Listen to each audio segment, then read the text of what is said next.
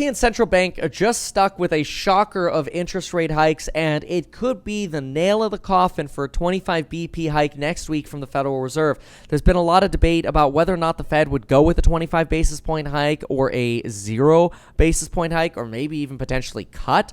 But the European Central Bank might have just put a nail in that coffin. They are sticking with a half-point rate hike. They are hiking rates by 50 basis points. And while they have lower inflation forecasts, they're projecting inflation will remain high for, quote, too long. They're not offering guidance on their prior moves. There is no flagging of future intentions, they're saying. But the price action in markets today provides confidence that they need to give their pre-committed rate hike of 50 BP. Markets were pricing in a 50% chance, actually, for 50 BP, so it was a little bit more like a coin toss, but this is what the ECB is saying.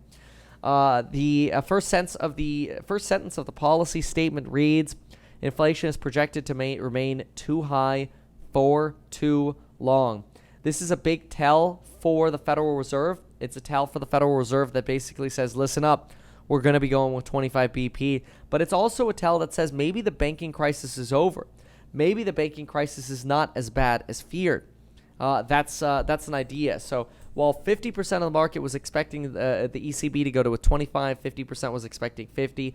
We did end up getting 50.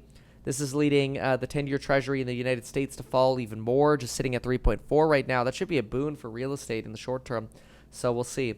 Anyway, that gives you the ECB update and updates for today. Thanks so much for being here. Check out the programs in Building Your Wealth. Get life insurance in as little as 5 minutes by going to metkevin.com/life. 12 free stocks with Webull by going to metkevin.com/Webull. And, well, now we got to dive deep into what just happened with the bailout for Credit Suisse that we talked about yesterday, but also the implications that this is leaving for markets. Let's get started with that.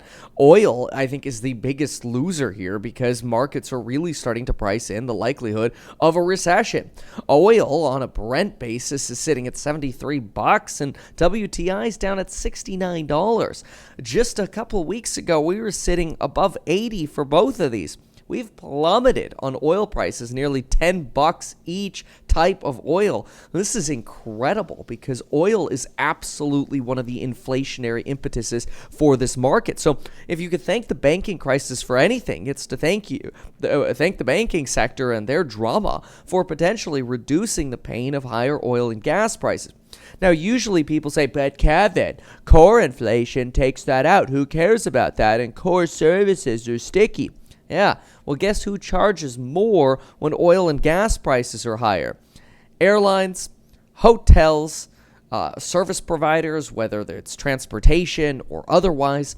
There are a lot of sectors of our economy that are actually services that use oil or gas as an input cost for heating or transportation or otherwise.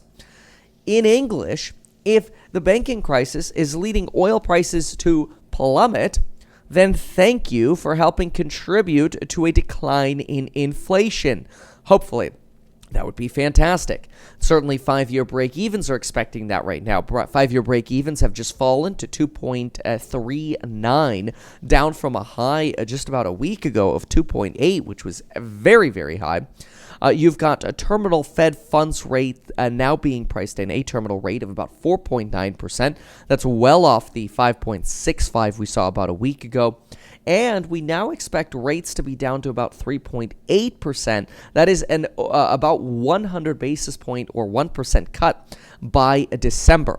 Now, yesterday we did hear that the Swiss National Bank is in the midst of a quote-unquote managing a confidence crisis. Leading Credit Suisse to borrow 50 billion francs, works out to about $54 billion from the Swiss National Bank. And they offered up some of their debt as well. Now, what's fascinating about this is yesterday you had Credit Suisse shares plummet about 24% in one day, but after this bailout, surged by about 40%, the most on record.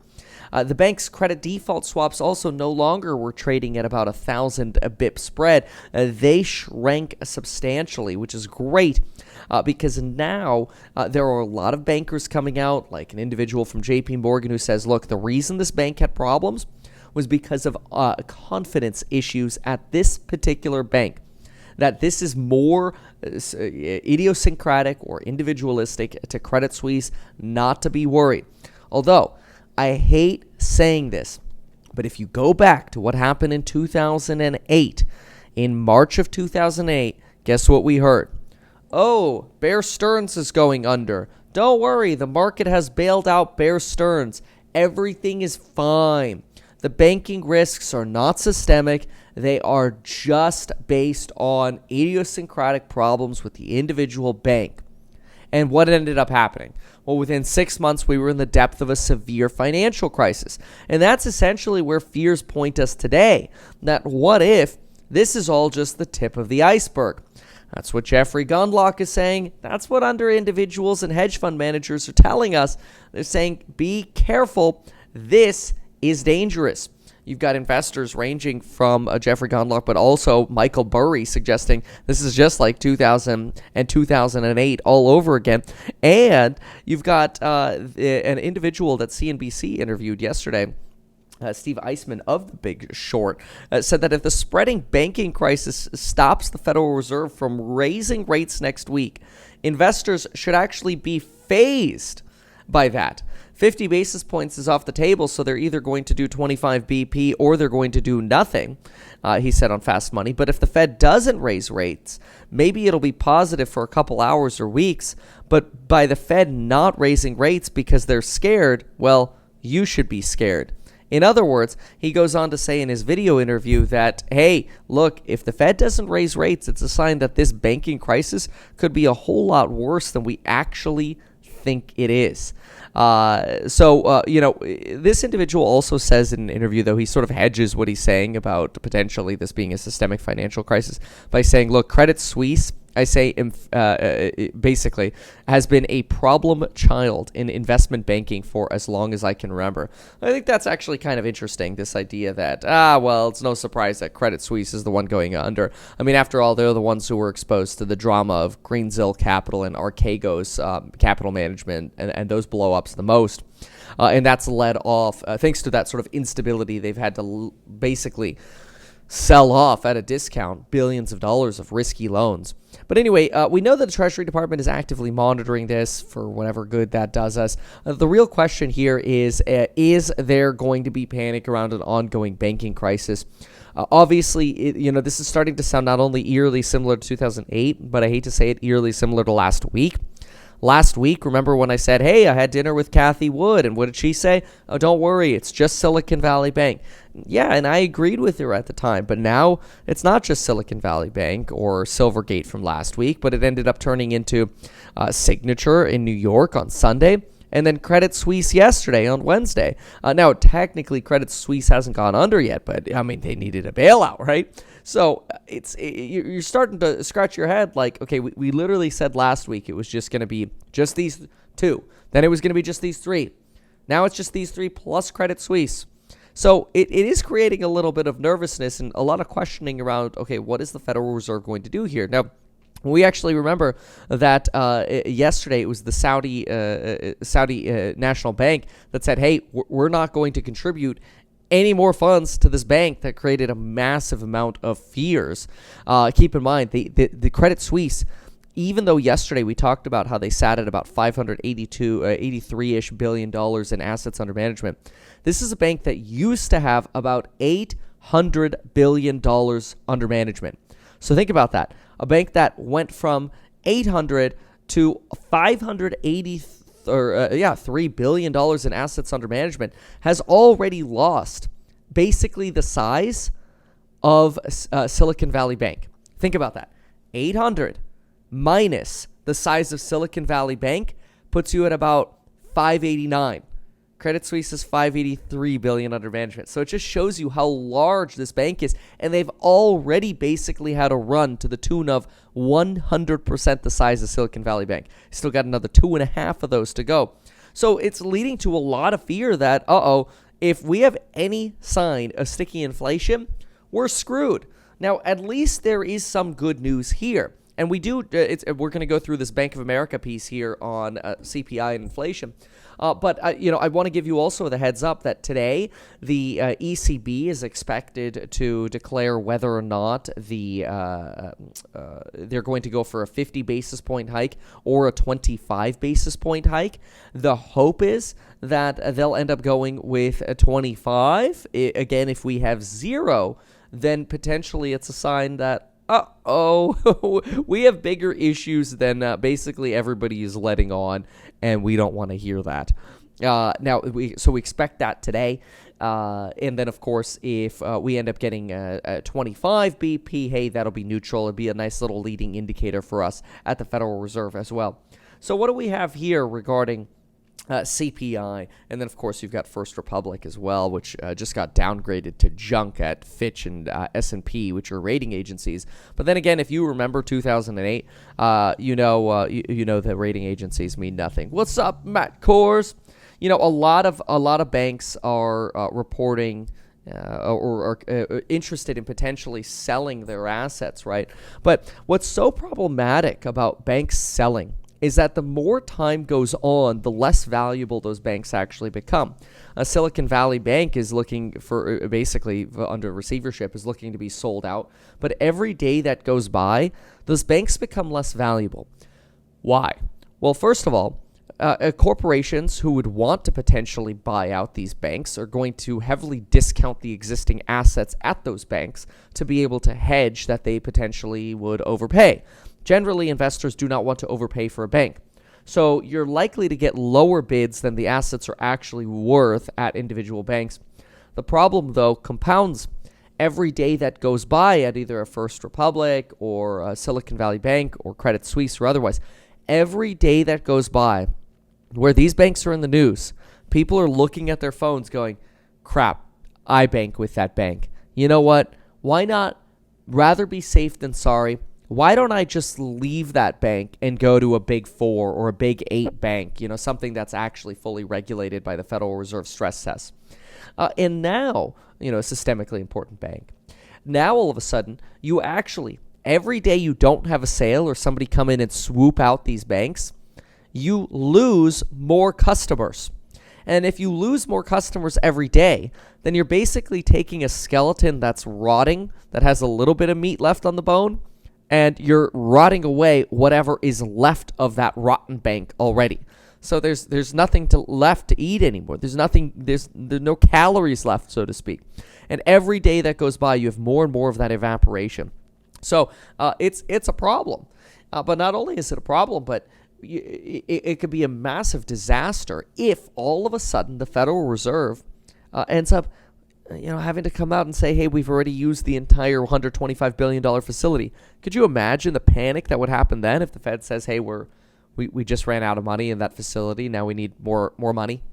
No, they could do that via leveraging, but and we're not clear if they need to be transparent with us on whether or not they're leveraging, but it's all a disaster. Anyway, Bank of America here reporting, at least if we have this dual concern of a banking crisis and inflation, which weirdly enough in 2008 we didn't even have the inflation crisis. We had some, but nothing like what we're seeing today. So you're really fighting a dual crisis here.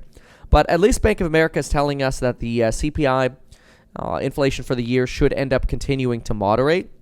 I want you to pay attention to this box right here, and you're going to see that it's core services that makes up the bulk of the inflation that we are forecasted to see going into 2024. But Bank of America gives us a little bit of an idea in terms of how this might end up coming down. So let's scroll over here. So they do mention that we expect elevated wage costs and ongoing employment shortfalls to continue to lead to more persistent food away from home inflation. Fine. Indeed, average hourly earnings for production and non-supervisory workers at food and service drinking places were up 6% annualized over the last 6 months. That's really showing you where in retail and hospitality, where you're still experiencing from a smaller labor sector than you had before the pandemic. Think about that. 2019, you were at level X, let's say, and now you're actually X minus, Y. You're smaller in terms of a labor sector than you were by 2019 or compared to 2019. Whereas healthcare is at the same level, But these industries should not be at the same level of employment. They should have grown. Healthcare should have had an additional 900,000 workers. We just don't have that right now. So this is one of the reasons you're continuing to see this sort of pressure. But what does Bank of America tell us in terms of how these core services might end up coming down?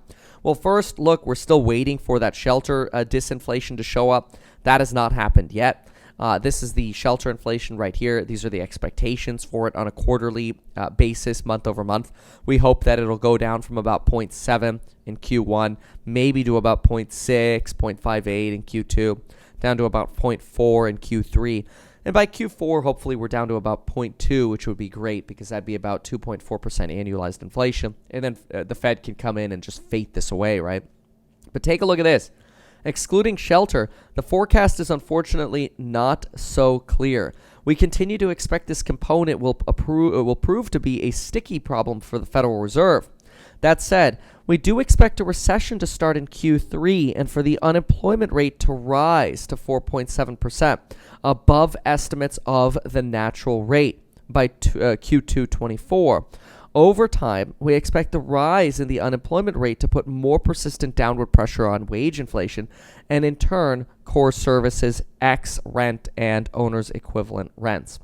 So, in other words, Bank of America is making this argument that, look, inflation is probably going to remain so sticky for so long that even though we think, we might see that downward pressure on rents, and we're seeing vacancy ratios climb a bit, and we've got plenty of forecast in terms of where we might end up being on CPI here, it's important to remember that, wait a sec, that sticky segment's got to come down. So what kills the sticky sector?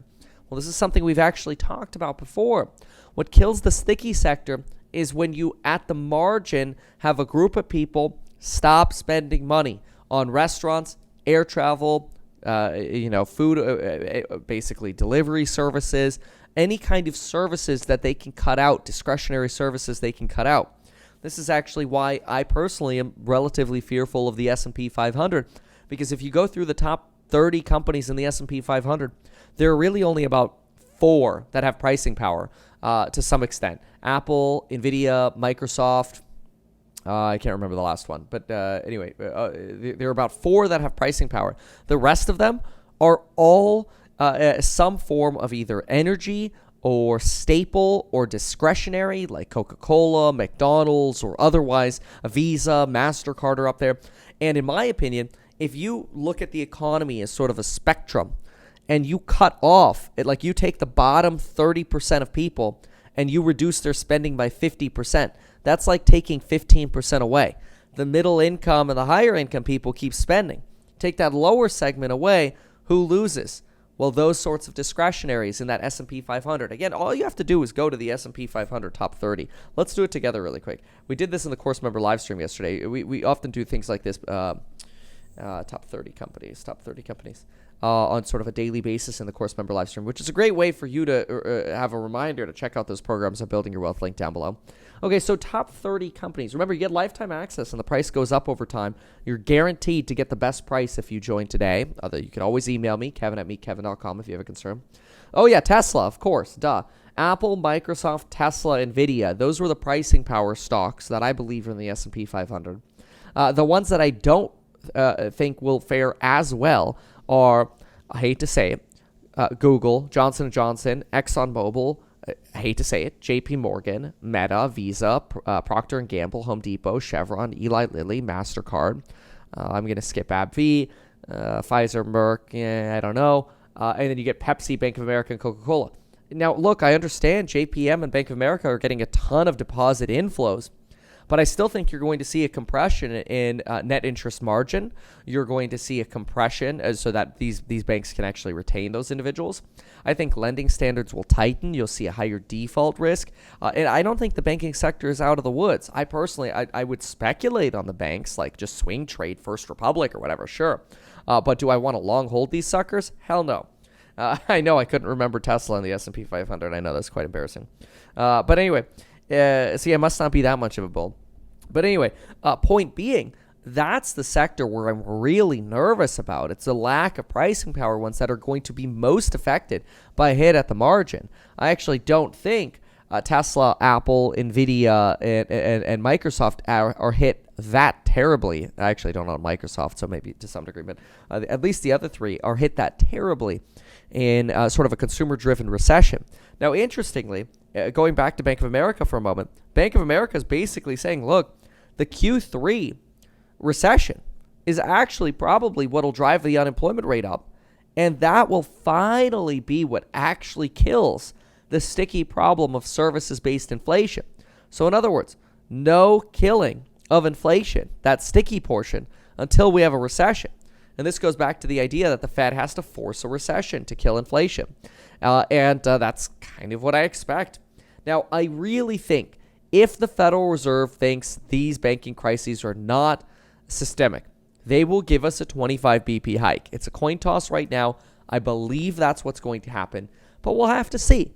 So that's my take. But if it makes you nervous, get life insurance in as little as 5 minutes by going to metkevin.com/life. You can Apple Pay, Android Pay for it. It's what Lauren and I use. We personally use it along with Webull. You could get 12 free stocks, metkevin.com/free.